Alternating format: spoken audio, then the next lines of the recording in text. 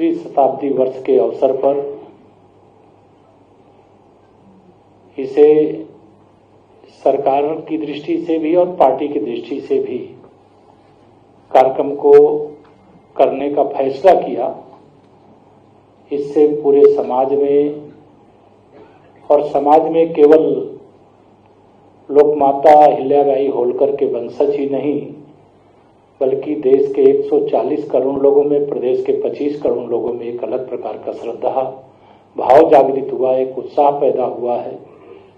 और इस अवसर पर आज यहाँ मंच पर हमारे उत्तर प्रदेश के यशस्वी मुख्यमंत्री आदरणीय योगी आदित्यनाथ जी, हम सबको संगठन में प्रारंभ काल से ही जिनका मार्गदर्शन मिलता रहा है और आज मुख्य वक्ता के रूप में पधारे हैं। और हम तो चाहते हैं कि माननीय शिव प्रकाश जी का मार्गदर्शन हम सब लोगों को बहुत शक्ति देता है और बीच बीच में हम सबका मार्गदर्शन देने के लिए आने की कृपा किया करें, ऐसा मैं निवेदन भी करता हूँ। भारतीय जनता पार्टी के हमारे प्रदेश अध्यक्ष, जिनको अभी आपने सुना भी है, आदरणीय भूपेंद्र चौधरी जी, हमारे प्रदेश के उप मुख्यमंत्री जिन्होंने बहुत सारगर्भित तरीके से अभी विषय रखा है, आदरणीय श्री ब्रजेश पाठक जी, प्रदेश सरकार में मंत्रिपरिषद के हमारे साथी जो कई भाषाओं के ज्ञाता हैं। कितने भाषाओं के ज्ञाता हैं अजीत जी? 7 भाषाओं के ज्ञाता हैं अजीत पाल जी। कार्यक्रम का संचालन कर रहे हमारे प्रदेश के महामंत्री छोटे भाई श्री संजय राय जी और यहाँ मंत्रिपरिषद के सभी वरिष्ठ साथी यहाँ सामने बैठे हुए हैं। सबका नाम लूंगा, समय लगेगा क्योंकि मुख्य वक्ता जी को, मुख्य अतिथि जी को भी संबोधित करना है। तो सभी मंत्रिपरिषद के सम्मानित साथी, आयोजन समिति के सभी सम्मानित सदस्य, हमारे सभी मीडिया के मित्र और पार्टी के सभी पदाधिकारी यहाँ पर आए हैं। मैं आज आप सबके सामने, क्योंकि मैं कई दिन के बाद आज मैं सौभाग्य मानता हूँ कि जब लोकमाता अहिल्याबाई होलकर जी की त्रिशताब्दी वर्ष के अवसर पर यह कार्यक्रम है, कई दिनों के बाद सार्वजनिक रूप से आपके बीच में आ पाया। बीच में थोड़ा अस्वस्थ था इसलिए नहीं आ पाया था। तो उनके बारे में अभी बहुत कुछ बताया जा चुका है। मैं उन बातों को दोहराऊं उससे अच्छा है मुझसे और थोड़ा सरल तरीके से केवल समझने के लिए, जिनके शासनकाल को एक आदर्श शासनकाल कहा जाता है। भारत के इतिहास में महान शासकों की एक श्रृंखला है, लेकिन महिला शासक के रूप में जिन्हें आज भी आदर्श माना जाता है, कल भी आदर्श माना जाएगा और आने वाली पीढ़ियां सदा उन्हें आदर्श मानेंगी, ऐसी लोकमाता अहिल्याबाई होलकर जी के शासन की जो न्यायप्रियता थी, उस न्यायप्रियता का कारण क्या था? उन्होंने सत्ता का विकेंद्रीकरण किया और सत्ता जनता के द्वारा, अर्थात वह जब जनता दर्शन, आज कार्यक्रम हमारे मंत्रिपरिषद के भी साथी हैं, पार्टी के सब वरिष्ठ नेता हैं, जनता दर्शन अर्थात जब हम जनता से सीधे मिलेंगे तो जनता की समस्याएं हमें सही प्रकार से जानकारी में आएंगी। अन्यथा अधिकारी तो कुछ भी बता देते हैं और उसको सुनना पड़ता है, मानना पड़ता है। लेकिन जब जनता दर्शन का कार्यक्रम नियमित रूप से चलता है तो यह कार्य लोकमाता अहिल्याबाई होलकर जी करती थी, जनता से सीधे मिलकर के उनकी समस्याओं की सुनवाई करना, उनका समाधान करना। जो आज हमारी देश की माननीय प्रधानमंत्री मोदी जी के नेतृत्व में और प्रदेश में आदरणीय योगी जी के नेतृत्व में सरकार और सभी मंत्रिपरिषद के साथी इस काम को कर रहे हैं।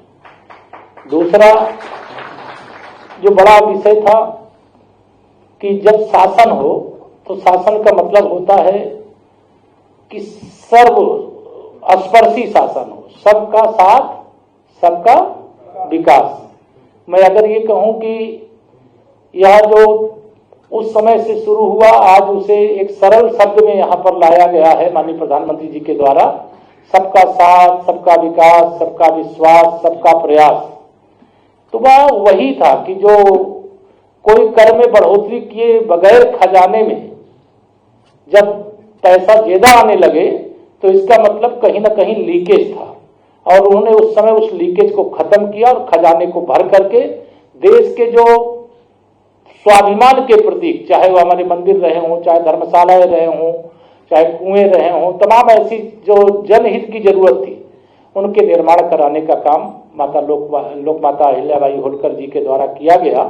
तो भ्रष्टाचार मुक्त शासन देने का काम जो आज हमारी सरकार कर रही है, जो सही मायने में राम राज्य की परिकल्पना है, उस राम राज्य की परिकल्पना को उस समय भी साकार करने का काम किया गया था और इस समय भी साकार करने का काम किया जा रहा है।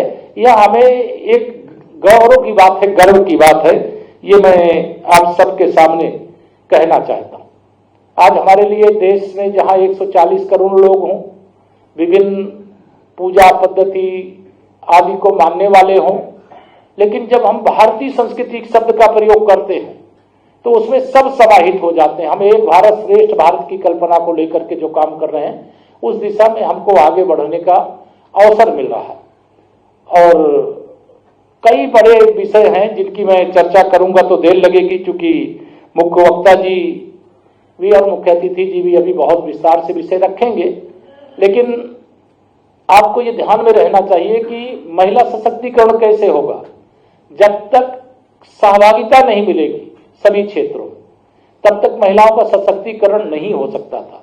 और विशेष तौर से जब तक राजनीतिक सहभागिता नहीं मिलती है तो न किसी समाज के किसी हिस्से का, न समाज जो विभिन्न अलग अलग प्रकार से जीवन में अलग अलग प्रकार के कार्यों को करता हुआ कर रहा है, जब हिस्सेदारी मिल जाती है तो वह हिस्सेदारी के आधार पर आगे बढ़ जाता है, अर्थात महिला सशक्तिकरण। ये इस बात पर हमें गर्व होना चाहिए। जब हम जाएं क्षेत्र में, अभी कार्यक्रम जो बनेंगे पार्टी के द्वारा उसमें सबको जाना पड़ेगा, और जो जाएं तो महिला सशक्तिकरण की दिशा में 2014 से 2025 के बीच में डबल इंजन की सरकार ने जो काम किया है, स्वतंत्र भारत के इतिहास में कोई सरकार ने ऐसा काम नहीं किया है। हमारे लिए गर्व की बात है कि हमारे प्रधानमंत्री जी माननीय नरेंद्र मोदी जी के नेतृत्व में महिलाओं को लोकसभा विधानसभा में 33% आरक्षण देने का कानून नारी शक्ति बंधन अधिनियम 2023 पास हुआ है। इसकी भी चर्चा जरूर महिलाओं के बीच में करनी चाहिए, समाज के बीच में जाकर के करनी चाहिए। हम लोग सबका साथ, सबका विकास, सबका विश्वास के आधार पर चलते हैं, लेकिन अभी पिछले दिनों आप सब जानते हैं कि देश के ऊपर आतंकवादी हमला हुआ। उस आतंकवादी हमले में हमारे निर्दोष लोगों को धर्म पूछ करके आतंकवादियों ने, जो पाकिस्तान से प्रशिक्षण प्राप्त करके आए थे, मार दिया था। और मैं आज इस मंच से ऑपरेशन सिंदूर के माध्यम से, जो प्रधानमंत्री जी ने कहा था आतंकवादियों को मिट्टी में मिला देंगे, उनको मिट्टी में मिला दिया, सटीक निशाना लगा दिया और भारत की सेना ने भारत के 140 करोड़ लोगों का सीना 56 इंच का कर देने का काम किया। और आज पूरे विश्व में हम हर प्रकार की शक्ति के रूप में जाने जाते हैं, लेकिन एक सामरिक महाशक्ति के रूप में भी भारत ने अपना स्थान बनाने का काम किया। नक्सलवाद से मुक्त हमारा देश हो रहा है। कई ऐसे विषय हैं जिस पर मैं आज ये विषय इस सत्र का नहीं है, लेकिन इस सत्र में मेरा इतना ही निवेदन है कि समाज भारतीय जनता पार्टी के कार्यकर्ताओं की, सरकार के जो माननीय हमारे साथीगण हैं, उनकी सबकी प्रतीक्षा कर रहा है।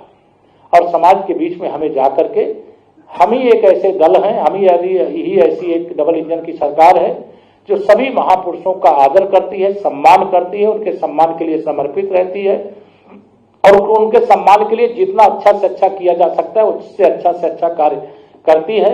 और पूरे प्रदेश में मुझे पूरा विश्वास है कि चाहे वह बाबा विश्वनाथ जी की नगरी काशी हो, चाहे तीर्थराज प्रयाग से मैं आता हूं तो वहां प्रयागराज में भी लोक माता जी का बनाया हुआ स्थान वहां पर है।